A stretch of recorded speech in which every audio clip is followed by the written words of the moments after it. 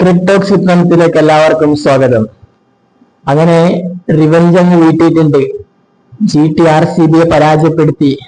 ഇവർ രണ്ടുപേരും ആദ്യം കളിച്ച കളിയിൽ സുദർശന്റെ സെഞ്ചുറി ഉണ്ടായിട്ടും RCB വിജയിക്കുന്ന കാഴ്ച കണ്ടില്ലേ. എന്നാൽ അതിനൊക്കെ പരിഹാരം രൂപേണ ഇന്നലെ പക വീട്ടിയിട്ടുണ്ട്. മത്സരത്തിലേക്ക് വന്നാൽ ഒരു ഘട്ടത്തിൽ പോലും RCBക്ക് ഇമ്പാക്ട് ഉണ്ടാക്കാൻ പറ്റിയിട്ടില്ലെന്നാണ് വ്യക്തമായ വാസ്തവം. അതാണ്, ഒരു ഘട്ടത്തിൽ അവർക്ക് ഇമ്പാക്ട് ഉണ്ടാക്കാൻ പറ്റിയിട്ടില്ല. ടോസ് കിട്ടിയിട്ട് ഗുജറാത്തിന്റെ നായകൻ ശുഭ്മൻ ഗില്ല് ഫീൽഡ് തിരഞ്ഞെടുത്തു. തുടക്കത്തിൽ വിരാട് കോഹ്ലിയും ജേക്കബ് ബത്തലും. വിരാട് കോഹ്ലി റബാഡയുടെ ഓവറിൽ 5 ബൗണ്ടറികളൊക്കെ പായിച്ചാണ് തുടങ്ങുന്നത് കിങ് കോഹ്ലി. പക്ഷേ അതിനധികം അത്ര ആയുസ് ഉണ്ടായിരുന്നില്ല. റബാഡയുടെ പിറ്റത്തെ ഓവറിൽ തന്നെ കോഹ്ലി പോകുന്നു, ബത്തലൊക്കെ ഔട്ടായി പോകുന്ന കാഴ്ച. അതായത് GTയുടെ ബൗളേഴ്സ് റബാഡ, സിറാജ്, അർഷാദ് ഖാൻ, റാഷിദ് ഖാൻ ഈ 4 പേരുടെ മുന്നിൽ മുട്ടിടിക്കുന്ന കാഴ്ചയാണ് കണ്ടത്. ജോസ് ബട്ട്ലറും ഗില്ലും ഒക്കെ അനായാസം വരെ കളി ജയിപ്പിക്കുകയും ചെയ്തു. റാഷിദ് ഖാന്റെ ഫിനിഷിംഗ് എടുത്ത് പറയണം, രാഹുൽ തെവാട്ടിയുടെ ഫിനിഷിംഗ് എടുത്ത് പറയേണ്ട ഒന്നാണ്. നമുക്കൊന്ന് മത്സരത്തിലേക്കൊന്ന് വിശദമായിട്ട് നോക്കേണ്ടതുണ്ട്. ഇപ്പൊ ടോസ് കിട്ടിയിട്ട് നായകൻ ബൗളിംഗ് തിരഞ്ഞെടുത്തപ്പോൾ അഹമ്മദാബാദ് പിച്ച് കണ്ടീഷൻ വെച്ചിട്ട് ഒരു വലിയ സ്കോറിലേക്കൊന്നും പോകില്ല. ഒരു 180 170 ഒക്കെ വരാനുള്ള സാധ്യതയുള്ളൂ. നമ്മൾ ഇന്നലെ പറഞ്ഞതാണ്. പിച്ച് കുറച്ച് സ്ലോ ആവാനുള്ള ചാൻസ് ഉണ്ടെന്ന് അർത്ഥം. അപ്പോൾ RCBയുടെ ഓപ്പണേഴ്സ്, അതായത് ജേക്കബ് ബത്തലും നമ്മുടെ കിങ് കോഹ്ലിയും കൂടിയാണ് ഓപ്പണിംഗ് ചെയ്തത്. പക്ഷേ എന്താണ് ഉണ്ടായത്? 2 പേർക്കും വലിയ ഇമ്പാക്ട് ഉണ്ടാക്കുന്നില്ല. ശരിയാണ്, റബാഡയുടെ രണ്ടാമത്തെ ഓവറിൽ 5 ബൗണ്ടറി അടിച്ചാണ് കോഹ്ലി തുടങ്ങുന്നതായി മറക്കുന്നില്ല. പക്ഷെ പിന്നെ അത്ര അതിന് ഇമ്പാക്ട് ഉണ്ടാക്കാൻ അദ്ദേഹത്തിന് പറ്റിയതായ സംശയമുണ്ട്. സിറാജിന്റെ ഓവറിലാണ് യഥാർത്ഥത്തിൽ ജേക്കബ് ബത്തൽ ഔട്ടായി പോകുന്നത്. സിറാജ് നമ്മളെ ജേക്കബ് ബത്തൽ പിക്സാറിന്റെ പകരക്കാരനായിട്ടാണ് ഇപ്പൊ കളിക്കുന്നത്. അദ്ദേഹത്തിന് ഈ ടൂറിന് അത്ര വലിയ ഇമ്പാക്ട് ഉണ്ടാക്കാൻ പറ്റുന്നില്ല. ശരിയാണ്, കഴിഞ്ഞ 2 അദ്ദേഹം അഗ്രസീവ് ഇന്റൻഷനോട് ബാറ്റ് വീശിക്കുന്ന കാര്യം മറക്കുന്നില്ല. എന്നാൽ ഇന്നലെ അതിനും സാധിച്ചിട്ടില്ല. 5 പന്തിൽ 5 റൺസുമായി ജേക്കബ് ബത്തൽ പോകുന്നു. അപ്പോൾ ടീമിന്റെ ടോട്ടൽ എന്ന് പറയുന്നത് 2.4 34 ഒരു വിക്കറ്റ്. കഴിഞ്ഞിട്ടില്ല. തൊട്ടടുത്ത ഓവറിൽ റബാഡ വിരാട് കോഹ്ലി ഒരു വിക്കറ്റ് എടുക്കുന്നു. ആദ്യത്തെ ഓവറിൽ 5 ബൗണ്ടറി ഒക്കെ അടിച്ച ആളാ. പക്ഷെ രണ്ടാമത്തെ ഓവറിൽ റബാഡയുടെ മുന്നിൽ വീണ്ടും പോകുന്നു. ഒരു ബൗൺസ് കയറിയുന്നു. വിരാട് കോഹ്ലി അടിക്കാൻ ശ്രമിക്കുന്നു, ക്യാച്ച് ഔട്ട് ആവുന്നു. റാഷിദ് ഖാൻ പിടിക്കുന്നു. 13 പന്തിൽ 28 റൺസാണ് കിങ് കോഹ്ലി എടുത്ത്. 5 ബൗണ്ടറിയും ഒരു 6 അടിക്കുന്നുണ്ട്. പിന്നെ അദ്ദേഹം പഠിക്കുന്ന പടിക്കൽ തന്റെ എപ്പോഴും ശൈലിയിൽ തന്നെ ബാറ്റ് വീശി കൊണ്ടുപോകുന്നു. 24 പന്തിൽ 40 റൺസാണ് പടിക്കൽ അടിക്കുന്നത്. റാഷിദ് ഖാന്റെ മുമ്പിൽ ക്ലീൻ ബൗൾഡ് ആവുകയായിരുന്നു. റാഷിദ് ഖാന്റെ ഇന്നത്തെ പ്രകടനം എടുത്ത് പറയണം. ഈ ടൂർണമെന്റിൽ കഴിഞ്ഞ 3-4 കളിയിൽ അദ്ദേഹം ഔട്ട് ഓഫ് ഫോമിലായിരുന്നു ഉണ്ടായത്. പക്ഷെ ഇന്നലെ അദ്ദേഹത്തിന്റെ ഫോം തിരിച്ചെടുത്തു.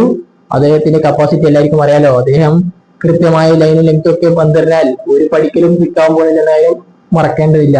പടിക്കലിനെ ഔട്ടാക്കുന്നു. 24 പന്തിൽ 40 റൺസ്, 5 ബൗണ്ടറി 2 6 പടിക്കൽ അടിക്കുന്നു. പിന്നെ രജത് പട്ടിദാർ വരുന്നു. രജത് പട്ടിദാർ വന്നിട്ട് എന്താണ് ഉണ്ടാക്കിയത്? രജത് പട്ടിദാർ ആവട്ടെ 15 പന്തിൽ 19 റൺസ്. അദ്ദേഹത്തിന് ഒന്നും ചെയ്യാനാവുന്നില്ല ഇന്നലെ.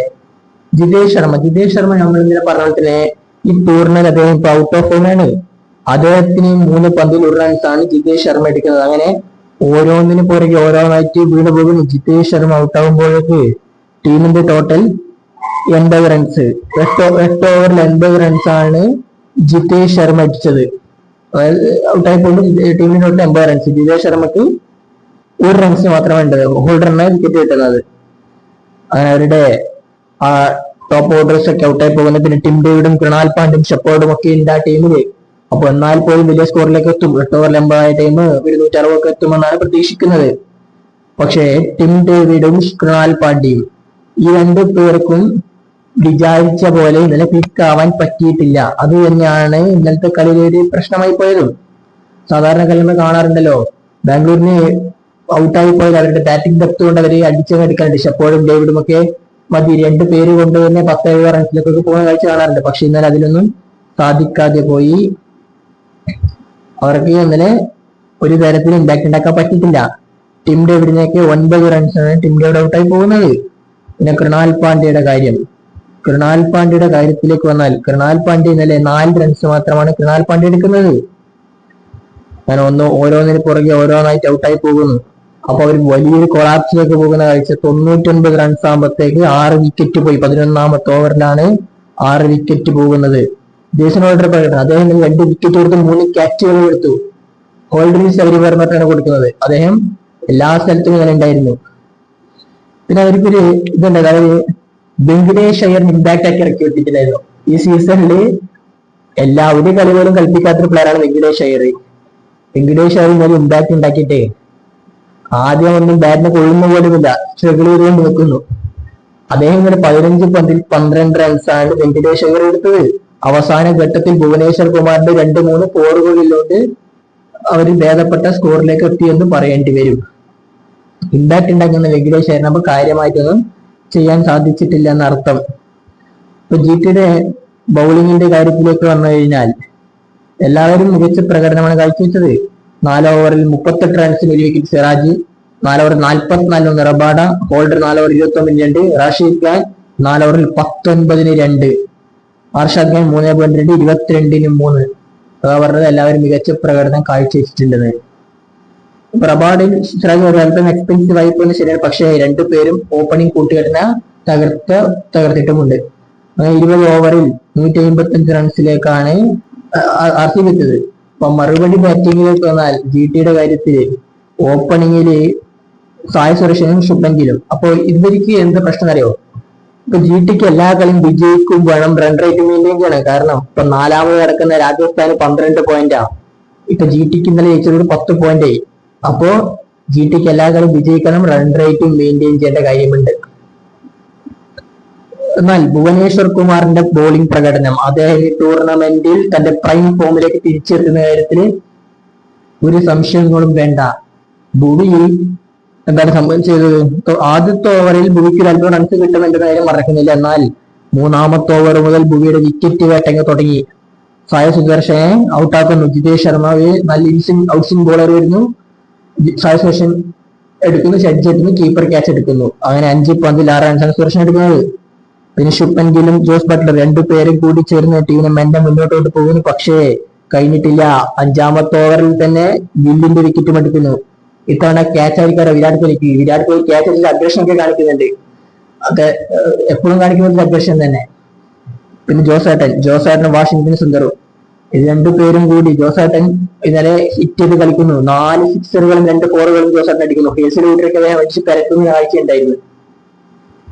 57-2 പിന്നെ ടീം 8 ഓവറാകുമ്പോഴത്തേക്കും 93 എത്തി. ആ വിക്കറ്റും എടുക്കുന്നതാരാ? ഭുവനേശ്വർ കുമാറാണ്. ക്ലീൻ ബൗൾഡാണ്, ലെഗ് സ്റ്റംപ് ഇളക്കി കളിയുന്നു ബട്ടറുടെ. അങ്ങനെ ഭുവി 8 ഓവറാകുമ്പോഴത്തേക്ക് തന്റെ കോട്ട കംപ്ലീറ്റ് ആക്കി. 4 ഓവറിലെ ഭുവി കഴിയുന്നു. 4 ഓവറിൽ ഭുവി കൊടുക്കുന്നത് 28 റൺസിന് 3 വിക്കറ്റാണ്. അദ്ദേഹം മാത്രമാണ് ഇന്നലെ RCBക്ക് ഒരു അല്പമെങ്കിലും ഇമ്പാക്ട് ഉണ്ടാക്കിയത്. അദ്ദേഹത്തിന്റെ പാർട്ണർ ഹേസിലൂട്ട് നല്ല റൺസ് എത്രയായിരുന്നു? 4 ഓവറിൽ 56 റൺസ്. ഹേസിലൂട്ടിനെ ഗില്ലും ബട്ടറും ആദ്യമേ ടാർഗറ്റ് ചെയ്ത് കളിക്കുന്ന കാഴ്ചയാണ് കണ്ടത്. ബട്ട്ലർ ഔട്ടായിരുന്നു. പിന്നെ ഷാറൂഖ് ഖാൻ വരുന്നു. ഷാറൂഖ് ഖാൻ എതിരെ കളിക്കുന്ന ഷാറൂഖ് ഖാൻ പോലും അറിയില്ല. ഇപ്പോ 8 പന്തിൽ 8 റൺസാണ് ഷാറൂഖ് ഖാൻ എടുത്തത്. ഷെപ്പേർഡിനാണ് വിക്കറ്റ് കിട്ടിയത്. വാഷിംഗ്ടൺ സുന്ദറിനും ഷെപ്പേർഡ് തന്നെ പറഞ്ഞു വിടുന്ന കാഴ്ച. അദ്ദേഹം 12 പന്തിൽ 12 റൺസ് എടുത്തിട്ട് സുന്ദർ പോകുന്നു. പിന്നെ രാഹുൽ തവാട്ടിയും ഹോൾഡറും 2 പേരും കൂടി വളരെ പതുക്കെ ടീമിനെ മുന്നോട്ട് എടുത്തു. നമുക്കറിയാം അപ്പത്തേക്കും കളി ജയിക്കാനൊക്കെ ആയി കഴിഞ്ഞു. 13 ഓവറാകുമ്പോഴത്തേക്ക് തന്നെ ടീം 140 എത്തിക്കഴിഞ്ഞിട്ടായിരുന്നു. പിന്നെ വേണ്ടത് 7 ഓവർ ജയിക്കാൻ 10-20 റൺസ് വേണ്ടു. ഹോൾഡർ ഔട്ട് ആകുമ്പോൾ 141, ടീമിന്റെ ഹോൾഡറിന് 12 റൺസ്. ആ വിക്കറ്റ് എടുക്കുന്നത് സുയാഷ് ശർമ്മയാണ്. പിന്നെ റാഷിദ് ഖാനും തവാട്ടിയുടെ ഫിനിഷിംഗ് എടുത്ത് പറയണം. 4 ബൗണ്ടറി അടിച്ചു. 17 പന്തിൽ 27 റൺസാണ് രാഹുൽ തവാട്ടി ഇന്നലെ അടിച്ചു കൂട്ടിയത്. ഇത് ശ്രദ്ധിക്കേണ്ട ഒരു കാര്യം എന്താണെന്ന് അറിയോ? RCB 4 ബൗളേഴ്സിനെ മാത്രമേ യൂസ് ചെയ്തിട്ടുള്ളൂ. 16 ഓവറായെന്ന കാര്യം മറക്കുന്നില്ല. ഭുവി 4 ഓവറിൽ 28 റൺസ്. ഹേസലൂട്ട് 4 ഓവറിൽ 56 കൊടുത്തപ്പോൾ സുയാഷ് 3.44 കൊടുത്തു. ഷെപ്പേർഡ് 4 ഓവറിൽ 30 കൊടുത്തു. എന്തുകൊണ്ട് കൃണാൽ പാണ്ഡ്യക്ക് ഇങ്ങനെ ബോൾ കൊടുത്തിട്ടില്ല എന്ന കാര്യം അറിയില്ല. അത് ക്വസ്റ്റ്യൻ മാർക്കല്ലേ. കാരണം കൃണാൽ പാണ്ഡ്യ ആ ടൂർണമെന്റിൽ മികച്ച രീതിയിൽ പന്തെറിയുന്ന ഒരു ബോളറാണ് കൃണാൽ പാണ്ഡ്യ. പിന്നെ വേണ്ടിക്ക് അവർക്കിപ്പോ വെങ്കടേഷ് അയ്യറിന് ബോൾ കൊടുക്കാമല്ലോ. അപ്പോ അത് ബൗളിംഗ് റൊട്ടേഷൻ തെറ്റിപ്പോയെന്ന കാര്യത്തിൽ സംശയങ്ങളൊക്കെ ഉണ്ട്. ഏതായാലും GT മത്സരം വിജയിച്ചിട്ടുണ്ട്. അങ്ങനെ 16ാമത്തെ ഓവറാകുമ്പോഴത്തേക്ക് അവര് മത്സരം തീർത്ത് പോയി 158 എത്തിക്കഴിഞ്ഞിട്ടായിരുന്നു. റാഷിദ് ഖാന്റെ 4 കൂടെയാണ് മത്സരം വിജയിപ്പിച്ചത്. അപ്പോ ഇതിൽ RCB പരാജയപ്പെട്ടു, GT വിജയിച്ചു. ഇനി അങ്ങോട്ടുള്ള കളി GTക്ക് എല്ലാ കളിയും വിജയിച്ചേ പറ്റൂ. RCBയുടെ കാര്യം അത്ര സേഫ് ഒന്നുമല്ല. 1-2 കളി പൊട്ടിയാൽ തന്നെ പ്രശ്നമാവൂ. അപ്പോൾ ക്രിക്കറ്റ് ലോകത്തെ കൂടുതൽ അപ്ഡേറ്റ്സും വിശേഷങ്ങളുമായി നമ്മൾ വീണ്ടും എത്താം.